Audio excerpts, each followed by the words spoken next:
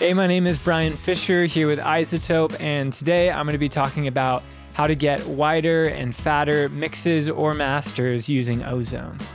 In modern music production, having a wide and immersive stereo image and a solid low end are pretty much essential. I'm going to show you 3 techniques that I use to get there with Ozone. So I've got a bounced mix here of a song called Worth by Eastern Souvenirs, and I'm going to be demonstrating techniques that can be used in a mastering context or on the master bus of your mix. So first off, we are going to talk about dynamic EQ in mid-side mode. So mid-side mode is a powerful feature that allows you to split your mix into a mid-channel and a sides channel that can be processed separately. The mid-channel consists of correlated information, or the information that's the same between the left and right speaker. The sides channel consists of the uncorrelated information. That's the stuff that's unique between the left and right speaker. Mid-side processing opens up a ton of possibilities to fine-tune and adjust the stereo image of your track. So I'm going to go to mid-side mode, and first off, we're going to adjust the mid-channel. So I am going to do a dynamic EQ adjustment to the low end in the mid channel because I want to bring up some of the kick and bass, and the kick and bass are panned right dead center, so they're going to be in the mid channel. This also avoids bringing up any information that might be in the sides down there and might cause this area to feel a little less focused. Okay, so first I'm going to make sure I'm targeting the correct region here. So I'm going to bring this to about 60 and try to get the fundamental of the kick and kind of the lower octave of the bass and bring those up. I am putting this in expansion mode, which basically dynamically lifts the signal every time it crosses the threshold. Basically the opposite of compression. It's actually creating more dynamic range in the low end. So I'm going to play this back and use the band solo function to make sure I've targeted the right area.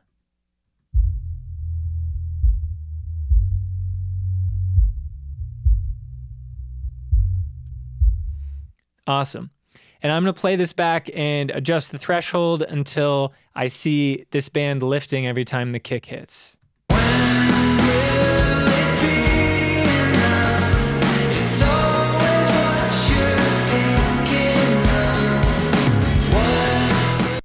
Perfect.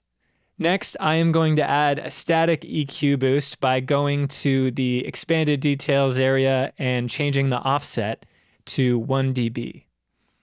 So this means this band will start at 1 dB and then it'll expand upwards from there. So I'm going to set that again, 1.1 dB, and then bring this up to about 2 dB, 2.1 dB. So there's a 1 dB range of expansion that can happen. So I'm going to do a before and after of this effect. So make sure you're listening on good headphones or a good speaker system because these adjustments are going to be a little bit subtle. Typically, I don't like to make EQ adjustments of more than 2 dB in a mastering context.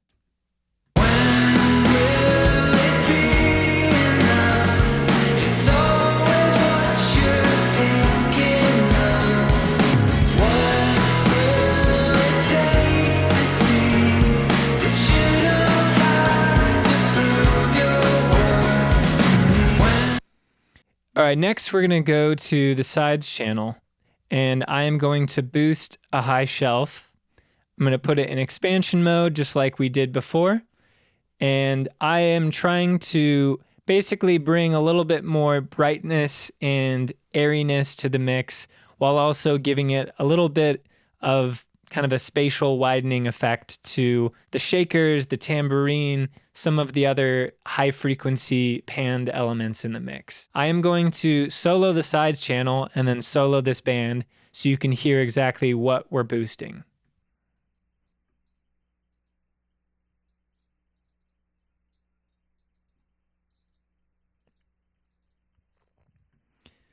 And similar to before, I am going to adjust the threshold until we get this band bouncing a little bit with the transients of the track.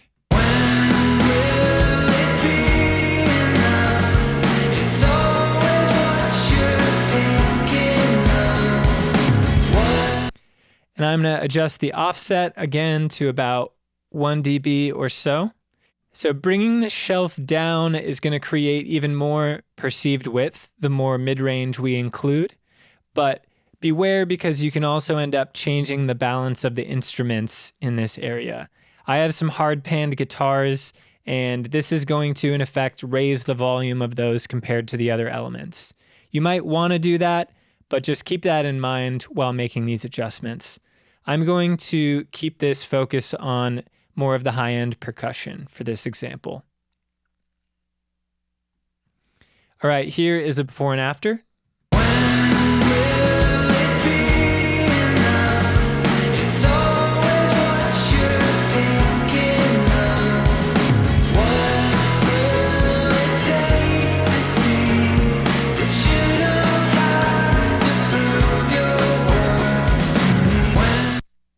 All right, now here's a before and after of all the processing that we just added.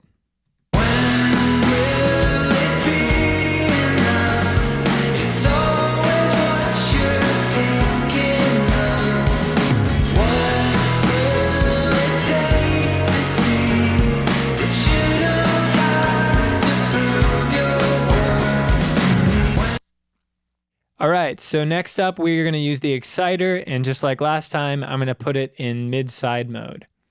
And the first thing I'm going to do is set up some different frequency bands. So just like last time, I'm going to section off the low end into a band and some of the high end.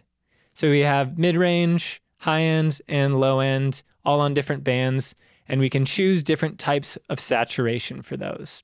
For the low band, I am going to use a saturation like tube or warm.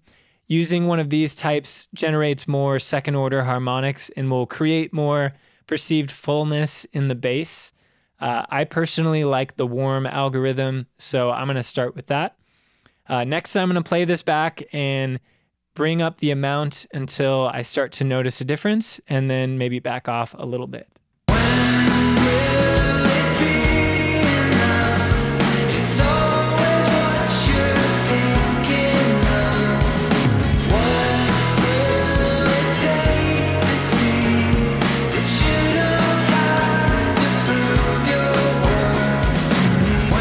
And next, I'm going to go to the sides, and I'm going to grab this top band and change it to tape saturation. And I'm going to bring up this slider while playing it back until we start to hear kind of the top end of the track open up. You know, some of those shakers, some of those tambourine hits start to become a little bit more present and feel a little bit more wide.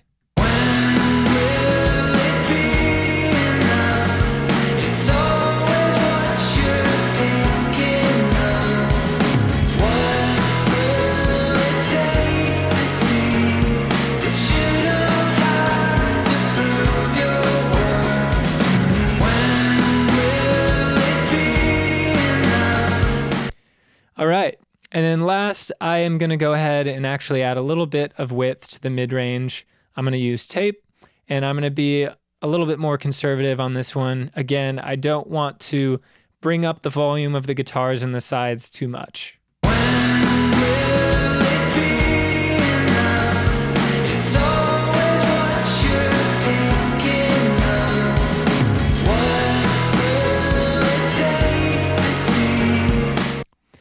And here's a before and after of all the processing that we just did.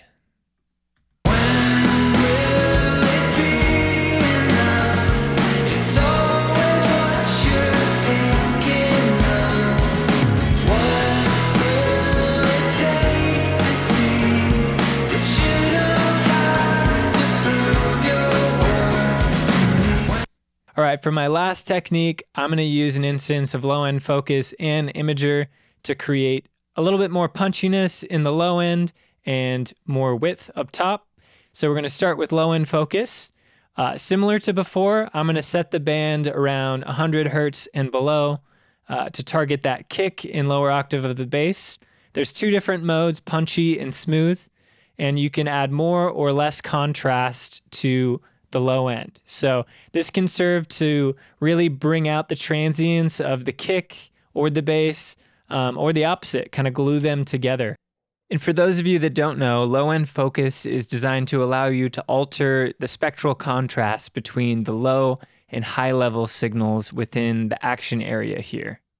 It can manipulate the contrast between the transient or punchy information in the signal and the sustained information or smooth here. In this instance, I'm going to bring up the contrast and try to bring a little bit more punchiness to it. You also have a makeup gain function if you want to boost a little bit more low end or kind of add some makeup gain.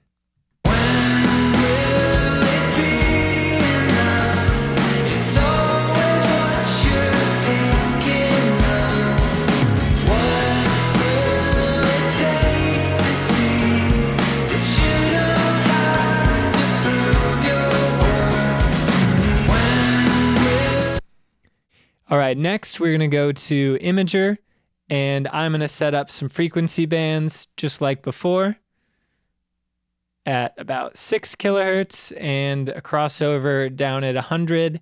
This top band, this right here adjusts the volume of the side information on that band. So I'm going to play this back and bring this band up to taste.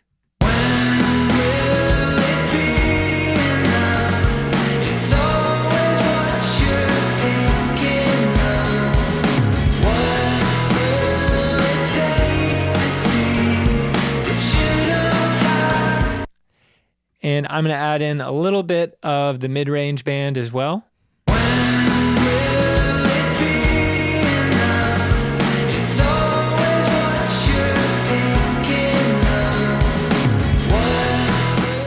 And here's a before and after with Imager.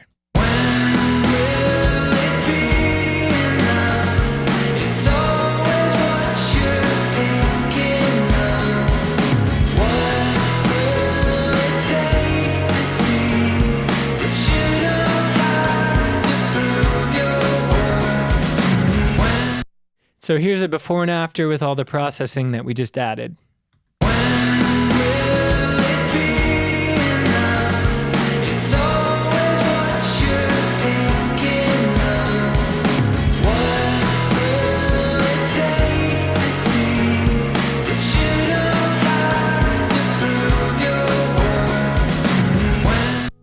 I encourage you to try these techniques on your own mixes and see what gives you the best results. You can even mix and match these different techniques to achieve your desired effect. Thank you all so much for watching. I hope that was helpful. If you want to try out any of these techniques and use any of the tools that I used here today, you can go to iZotope.com to start a free trial. Thanks again, and I'll see you in the next one.